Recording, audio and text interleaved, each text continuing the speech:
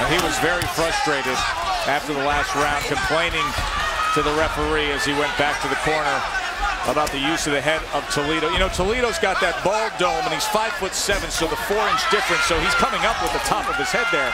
Teddy, that can be dangerous on the inside, right? Yes, it can be. And right now, Prescott, again, trying to keep range, gets a warning for a low blow from the ref. Are you okay? Ready?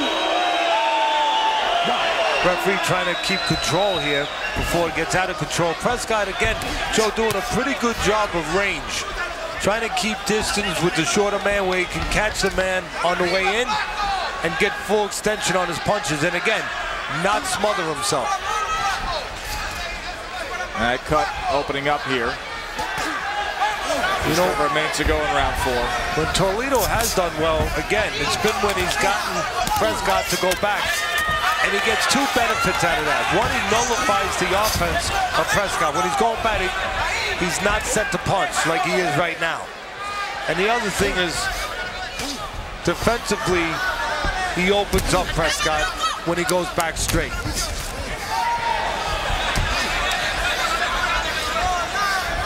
Now placing that jab. Got caught by a right hand from Toledo that time. Again, that dangerous habit, bad habit of Prescott of not developing the tendency to keep that left hand high. Likes to keep it low. There's a left hook as they separated, landed by Prescott. Blood from the nose of Toledo. And again, I like the way Prescott is trying to keep range. He's trying to keep it the quarters he needs to be to have advantage with those long arms and catch the shorter man coming. There's a good energy now developed here as we come to the end of this 4th round. Turn it into a pretty good brawl.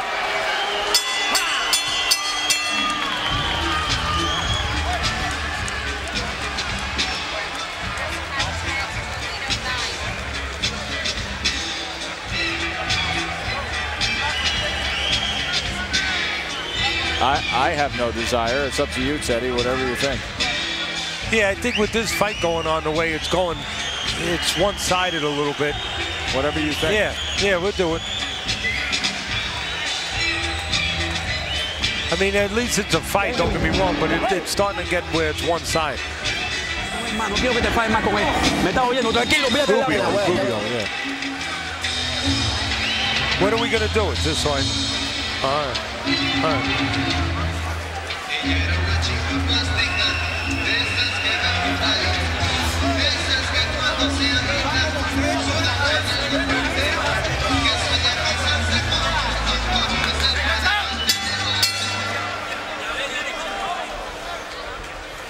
The unbeaten Breidis Prescott. He's had complete control of this fight all night long here. Start of round number 5, but the fight has had an interesting tone to it as it has been rough. It has gotten ugly at times, passion-filled, frustration for Prescott. It's been cut twice from clash of heads. Toledo has shown some veteran trickery, and chasing him back once again, he was able to land a left hand. Prescott, a 105-34 connect advantage to start this round. Look for that right uppercut to show itself from Prescott. Toledo's starting to, being the shorter man already, he's starting to really lean a little bit. He's got those earmuffs on, and as he leans forward, that uppercut can really find its way if Prescott starts to use it.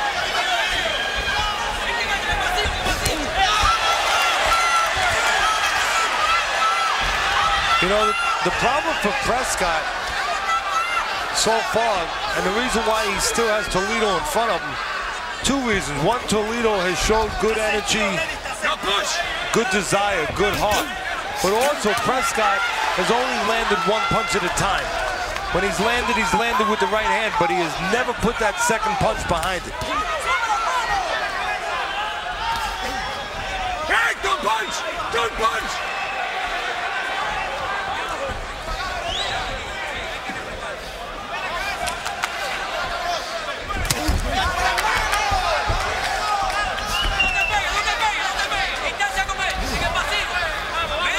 Prescott comes from a bloodline of fighters, Joe. His father and grandfather were fighters. His younger brother is a pro boxer. So he has been around this sport his entire life. Just missed with that left hand here. 45 seconds to go in this 5th round.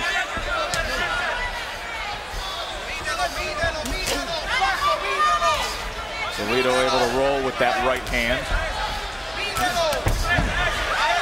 And lunges forward, tries to chase down Prescott again, but Prescott has been just too much to handle all night long.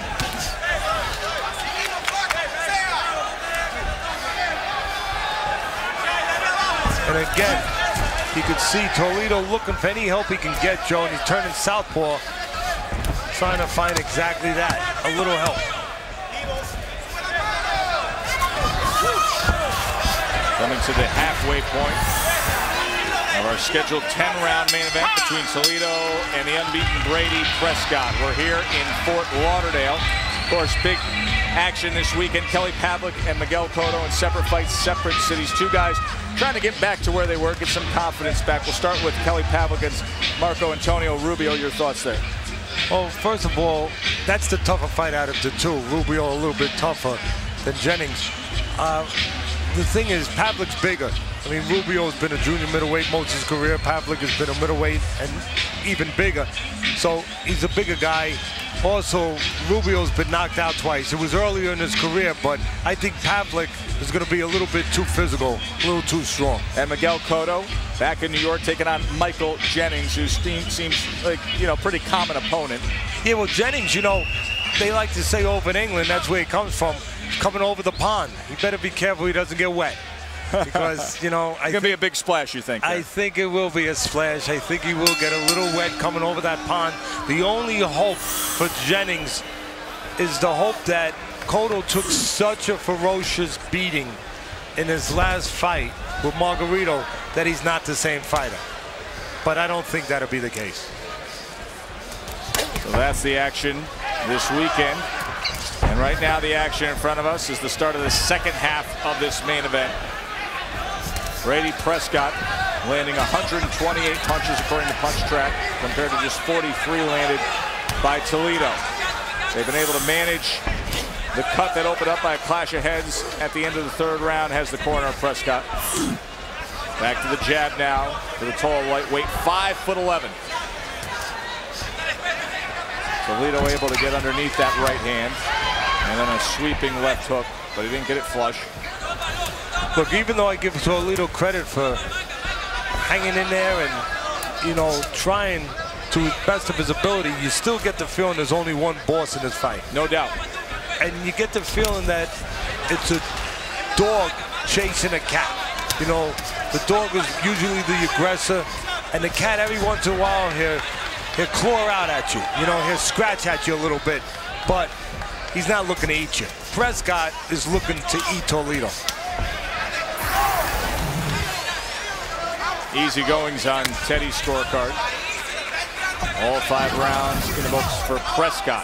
Had that upset knockout of Amir Khan, the Olympic medalist who is being groomed to be a superstar in England. Prescott told us that win exposed me to the world. It meant everything to me. But he said that his ultimate goal is to be a world champion, not just a guy who beat Amir Khan. You know, there might be 2 chances for Toledo. One is to catch Prescott, as I've said earlier, when he steps back with his left hand low. The others continue getting Prescott frustrated. A moment ago, Prescott got so frustrated he thought Toledo butted him again that he started yelling at the ref. So maybe that's the plan of Toledo. Take Prescott's mind out of this fight and leave himself available where Toledo can make a little run.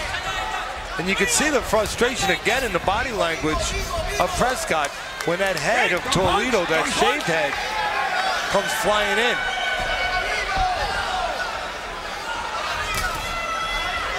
And again, Prescott, what I like is he knows he's tall, he knows he's long, and he's staying at the range to use those advantages. I like that. He's looking to counter with the left hook. He's looking to create space where he has room for the right hand.